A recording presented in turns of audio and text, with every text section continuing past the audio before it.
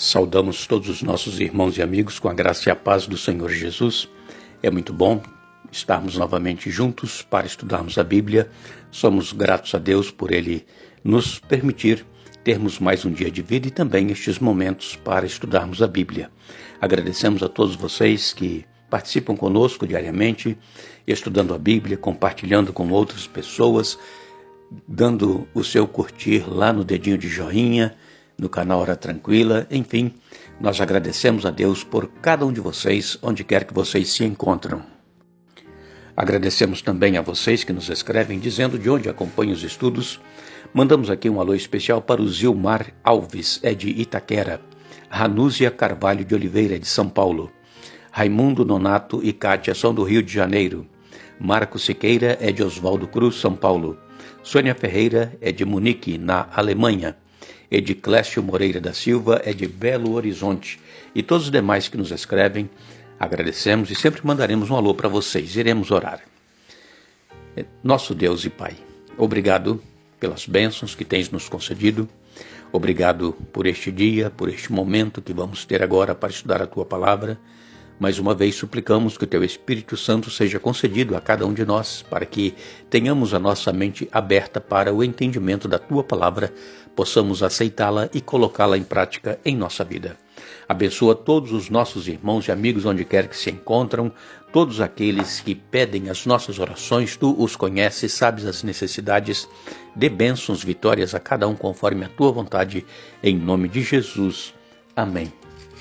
Estamos esta semana fazendo um estudo sobre fazer o impensável. O que seria fazer este impensável?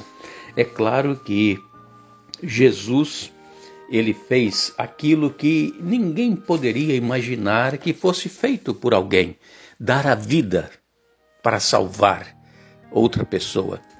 É muito difícil nós vermos que alguém se disponha a dar a sua vida por outra. Pode acontecer, é muito raro, mas Jesus, ele sendo Deus, ele fez o impensável, ele se revestiu de humanidade, nasceu de uma virgem e ele viveu entre nós há mais ou menos 2000 anos atrás. Ele exerceu aqui o seu ministério para que nós possamos seguir o seu exemplo, viver também a nossa vida para servir o nosso semelhante.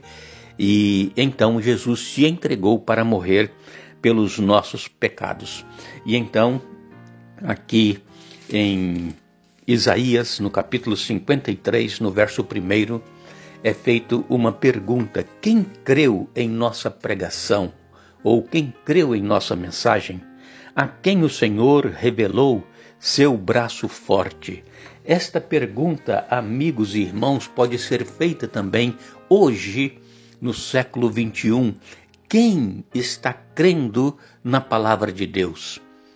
Nós vemos as pessoas correrem de um lado para o outro em busca de encontrar o melhor para a sua vida, pessoas que estão preocupadas somente com o seu bem-estar, com a sua vida física e com as coisas materiais, e as pessoas não querem ouvir a palavra de Deus, não querem crer na palavra de Deus. As pessoas preferem crer naquelas coisas que ela está vendo, naquelas coisas que elas podem pegar.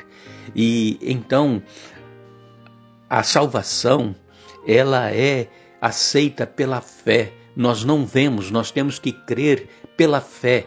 E então, pela graça de Jesus, nós recebemos a salvação. E o servo sofredor, Jesus Cristo, ele então, de repente aqui no capítulo 53 e no verso 13, ele faz a seguinte pergunta. Isaías 52 e no verso 13, ele diz: vejam, meu servo terá êxito, será muito exaltado. Meu servo terá êxito. Por quê? Porque o servo Jesus Cristo, ele foi rejeitado, ele foi humilhado, ele foi ultrajado. Mas, diz aqui 52:13 de Isaías, o meu servo será exaltado. E realmente, amigos e irmãos, Jesus, por causa da sua humildade, da sua humilhação, ele foi exaltado. E não há nenhum outro nome no céu e na terra que deve ser adorado, a não ser o nome do nosso Senhor Jesus Cristo. Mas então o profeta Isaías pergunta: quem creu em nossa pregação? E quando nós lemos em João, o Evangelho de João, no capítulo 12, nos versos 37 até o verso 41, João 12, 37 a 41 nos diz: apesar de todos os sinais que Jesus havia realizado, não creram nele. Aconteceu conforme o profeta Isaías tinha dito: Senhor, quem creu em nossa mensagem? A quem o Senhor revelou seu braço forte? Mas o povo não podia crer, pois, como Isaías também disse, o Senhor cegou seus olhos e endureceu seu coração, para que seus olhos não vejam e seu coração não entenda, e não se voltem para mim, nem permitam que eu os cure. As palavras de Isaías referiam-se a Jesus, pois viu sua glória e falou sobre ele.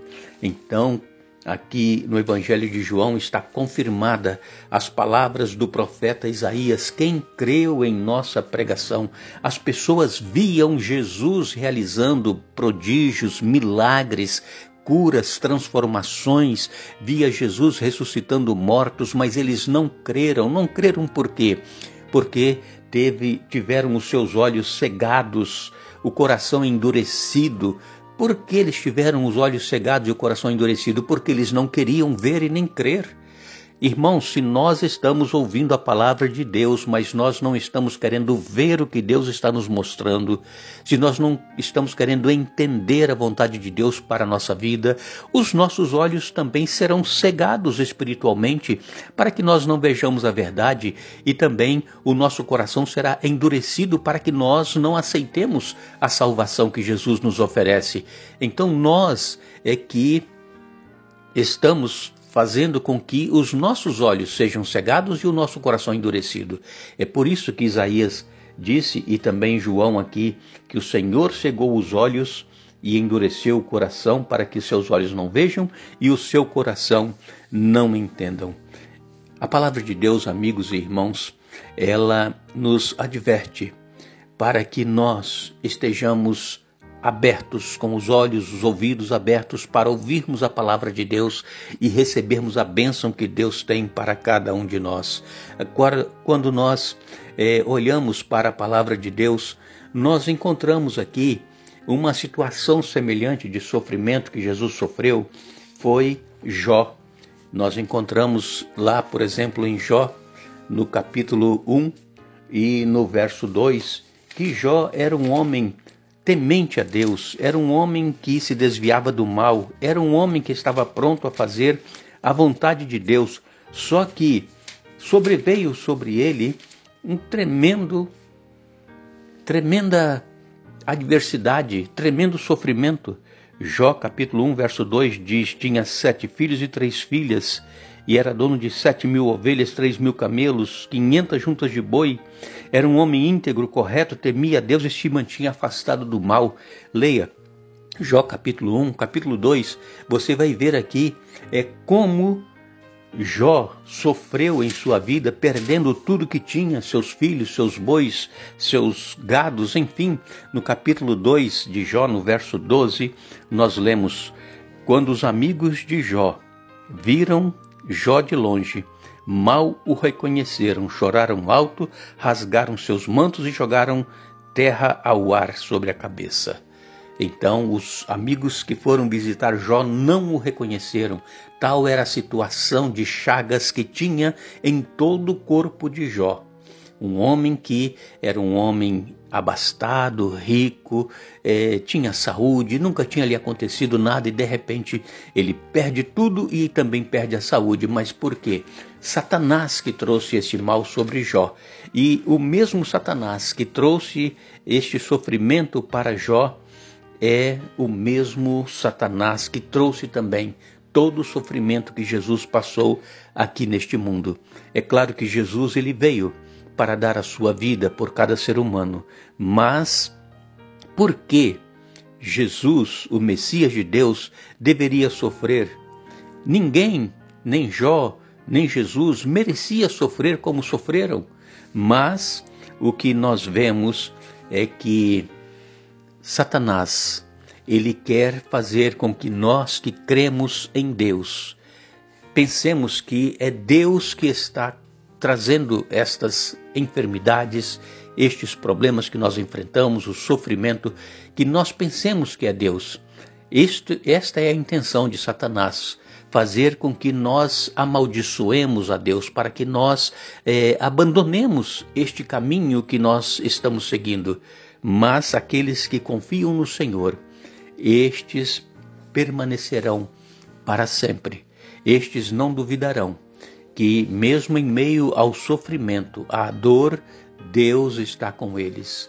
Jesus, no seu sofrimento, ele chegou a pedir ao Pai, a Deus, se fosse da vontade dele, que passasse dele aquele cálice, que não fosse necessário ele morrer. Por quê? Porque ele estava se sentindo sozinho, se sentindo abandonado, sem forças.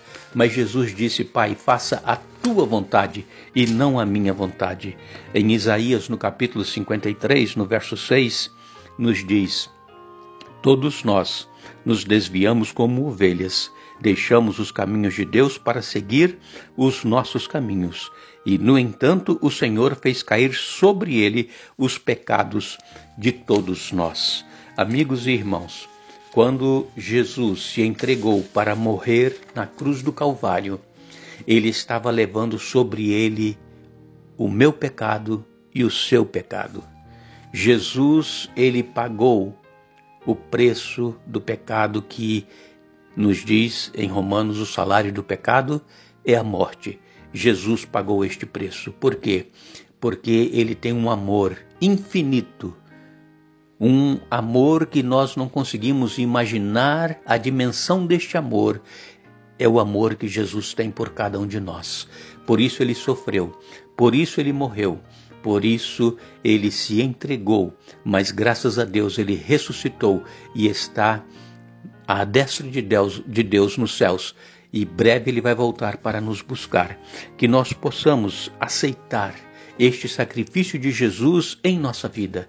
Que nós reconheçamos que nós não temos nada bom em nós que nos justifique diante de Deus.